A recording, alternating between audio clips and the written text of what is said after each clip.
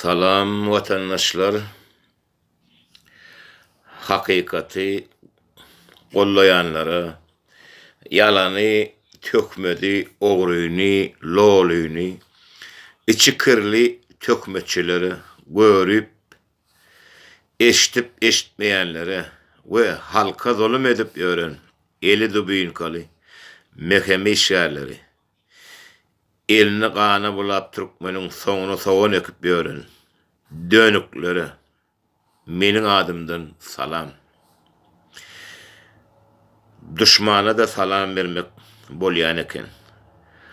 Bunu kakam bakir veset etti. Doğru mu, yanlış mı? Men üçin şu düşünüktü. Inni bir kanun saylağı vatnaşyan vatandaşlara yıllanma. Meninki aytmak, sizinki dinlemek, isteseniz katnaşın, istemeseniz katnaşma. Ol öyle işiniz. Bizim düşmanımız konsulluk. Ne için yalan saylağı vatnaşarsanız, eriydi vatandaşlar.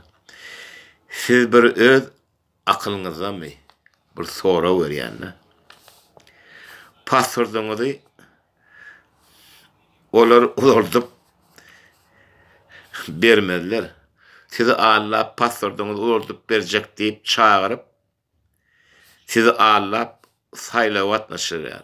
Bollu iyinlenem Allahu Ekber sizin pasportunuzu olurtmayalar. Olurdurlar bir şayırda bir agentler bağ olsa, tökmetçiler bağ olsa ya bir kanhorları hizmet edip görenler 5-10 tananın gurladırlardan haşılın pasportlarını düzelttik şeyttik derler. Kalan hakikatiyle çıkacak olan vatandaşlar. Birazcık aklınıza aylanın. Yalan sayılı o ne için katlaşıyorsunuz? O yalan zaten ne için barıyorsunuz? Öz ayağınız öyle barıp özünüzü orada salıyorsunuz. Şuna birazcık bir düşünüyorsunuz mu? Elbette düşünmeyelim şeydi ödedimde problemi fazla var dediyse. Yağdaylar şeydi.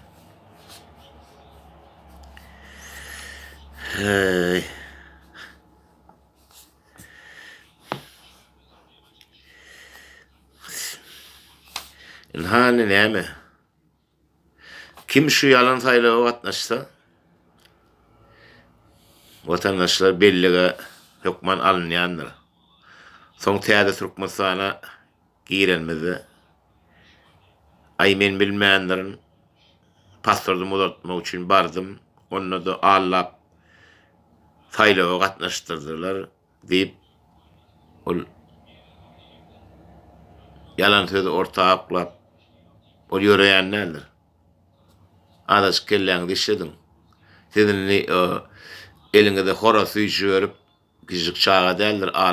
Ağla ve Türk'a horosu içi versen ya bir şakalaçık versen begencini gülüp gidiyen sadiye o değil siz.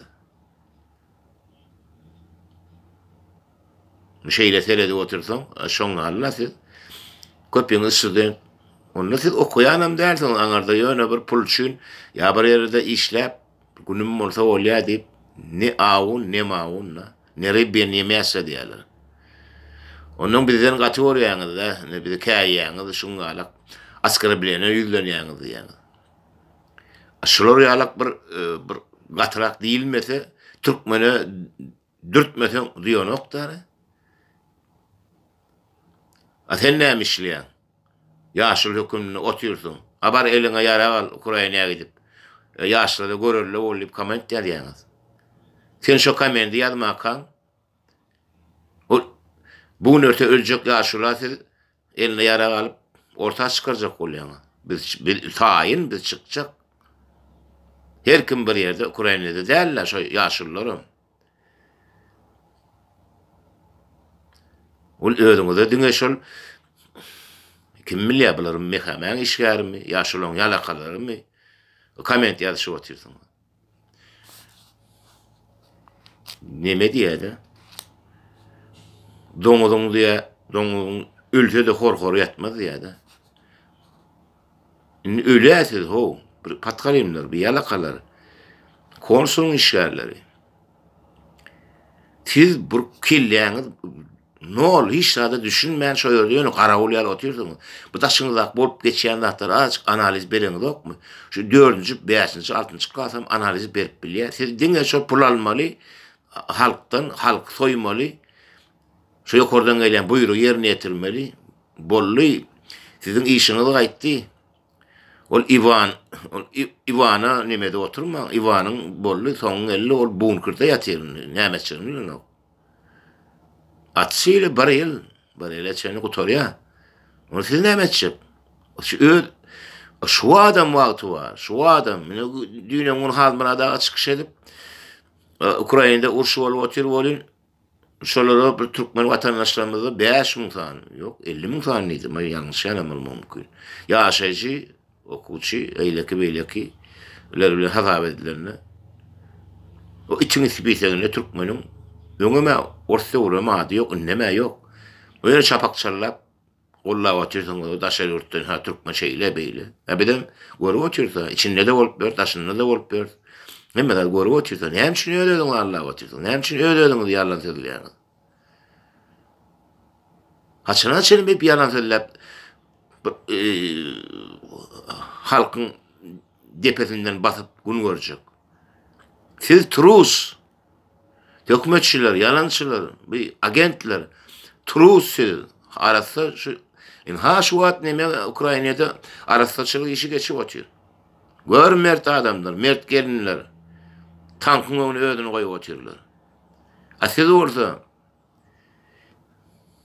halkyň depesine şänik döwüp beren pidarat. Men azık bir hapada da maýdan gaharmel otyr bolşuňda sizin. Ýalňyşmaýan adam ýok, azık ýygyňda dolanyň diýsen, şol ýüpü çekip otyrdyň. Çekip ber. Näçe ýüpü çekdiňizçe öýüňizde diýendir. Gaty saýlanjakdyr. Gaty elekden geçirjeksiniz. Haramlar, ýalakalar, tökmetçiler, diktator sisteme gulluk edýän nätede degişli. Indi watandaşlar düşmana golluk etseňiz, siz hem halk düşmanlarsınız. Şu saýlawy, ýalan saýlawy gatnaşyp eýle bollum, deýle bollum. Ol nime Kanada diýen nädir? O ýöreýän nädir? Ol hileleňiz bolýan nädir? Ýalany dogry edip bilmeýärse hakykatmy? Hakykaty ýa-da çykar. Ben ol men tipçin garnaşym, ýa ol bile çykyş edýänlerimiz, dostum, ýarym, ýa oglum men üçin tapagy ýok. Berkemi ýalňyşan ýerim ken. Ýöne men ýalňyşdymy? Başlaş da ýalňyşdyr. Diýen menen uly bolsun, kiçi bolsun, garnaşym bolsun, dostum bolsun, ýarym bolsun, gatnaşan adamlar bolsun. Men ýalňyşdym şada ýalňyşypdyr diýen. Maňa gyýr ýalarym, käýärlerim. Hem bir adam bolýar aramızda. Ýöne ben ýalňyşyma düşünýän, başlaýan, geçirýän. Hebäýär ýalňyşypdyr. Şu ýalňyşygym indikede etmejek bolýar. Etmen geregem ýok. Şu ýalňyşyny düzeltmeli. Şoň üçin ol nikana aýt ol men saýlawy şu dokumenty düzeltmek üçin bardym. Pastordy ularçyk boldum. O bahanalaryň ýöreýän näde watandaşlar. Innem daşurta kemme konstrüktörü ýüllenýär. Şu adyn otaydan butaydan bir Türkde nemede Ukrainadaky oňa da Serdar diýär dedi. Serdar dinle. Inime bolsun. Inim tüňläýsin. Çykdy TikTokda otayda butayda şuňa kömek edýärsi. Kömek edýäniň häzir bildirir. Watandaşlar syomka eder, uğradyr. Sen ýüzüňi adyň görele. Bilen halka şuňa hyzmat edipdiň, näçe adam türkmenler geçiripdiň aňaryk. Näçe adam Ukrainany gollap el avtomatlyk edip ber. Hakykat ýöne çykmaly. Onam görür. O bir kysok TikTok'dan bir ýerde gördüm molin. Diplomat kömek edýärdi. Bilersin, sen ýalan söýleýän, dogry da edýänmi? Ben şunu bilir. Sizin yöne doğru da adına yok. Yalan propaganda öğretiyen bulmalı. Mena ananım. Ananma uçuyla meğerde sizin yüzünüzü öğretim öyle. TikTok'ta. Edeli işini de korkudum. Onun halkına ananırım.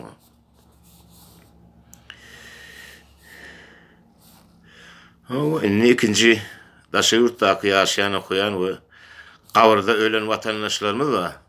Ona spiseğini alıp girliğinlik yağdaydı. Sayla vatnaştır oturdunuz da. O pakiyerler kavrda ölüp betirip onun adını alıp daşa yurtta kim yaşaya kim okap bir bulan spiseğini alıp. O içinde mi olmular? Hayda otururlar. Okuşurun söylün. Elen atan. Ya daşa yurtta kim neme vardı? İşe gittim, okuğa gittim. Şolong bu danısını verdi. O ne hemen sayıla ol? O kimi sayılayanız? Akılınız bir yerinde mi? Ağınız, düşüneceğiniz bir bağ mı?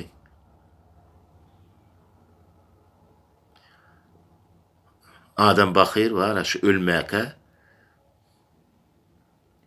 kavrunu ödü kadıya diye de kavrunu da kadıyansınız. Yani bilen ne tip bolsa şu maslıklığınızı kavru oklar, onun sizin yanlarından birazcık alıp kalırsa kavru kaldırar. Sizin kavurda köpüğünüz caylanırsınız, köpüğünüz yakırlar, köpüğünüz türmeye gidersiniz. O zatlarını hoş hem de yüze çıkar. Bir de ona hoğluğumuz yok. Konsusudaki işleyenler sizin yalakalara, tökmeççilere kavur almağa şol kabinetinizde pillenizi, çarşanızı kerkav diyem ne mi? Daşırak yer oldu. Kerkav ile almalı. Şolattan tayinle verin. Vakti geldi. O pikir etmeyin ne ol. 21. asırda bunalak hareket etmek. Ve başlığınızın işi kayıttı da. Şok oturdu. Başlığınızın işi kayıttı. O iyiliğine gelip hiç düzelmeye hiç garanti yok da. Yok manal gideyim öyle. Yerine yine şuna meyleş birazcık gelse ona mı ayırarlar? Devavi hakikat yüze çıkardı. İsteseniz, istemeseniz o siz men diyelim düşünseniz, düşünmeseniz o şu gelin, şu gün doğdu. Öyle pohungudu. Öğrenşen ne kanına giren şunu edip oturuyorsunuz, ediyen adam. Köpüğünü düzülcek olmayanız, köpüğünü düzülüp barayan adam var. Ağla. Her hili aday olup ona mı oturuyoruz? Fikir etmeyen işte bilmeyenler öyle. Sizin bağırınızın daşınız kavarlı, kim neydi işleyen, hem işleyen, bizim yaşlarımız da yaşlı, katı işleyen. Pulumudan var, işlemeye, yağdayımdan var, düşüneceğimiz anımdan var. Pulumuzu yiyenimiz şolara bir otak butak gidip bir hareket etmeye, kolluğu beriyat. Bir köplük da yaşlı. Ortadan yaz koy, işletinler yaşlılar. Hakikati yüze çıkartınlar. Bolya vatandaşlar sağ olun. Yalan saylağı yeni bir öyle gaydi ya. Katnaşman. Öt ayağına da ödünüz partat alyansınız. Son bahana görmedim, bilmedim, eşitmedim diyemeyen vatandaşlar. Katı ödünüz. Ediyen ediminizi etlep edin. Önünüzde mine gömüklü şu mina barıp ayağına da basma. Partladığı taşta oranınız öyle ölüyorsunuz.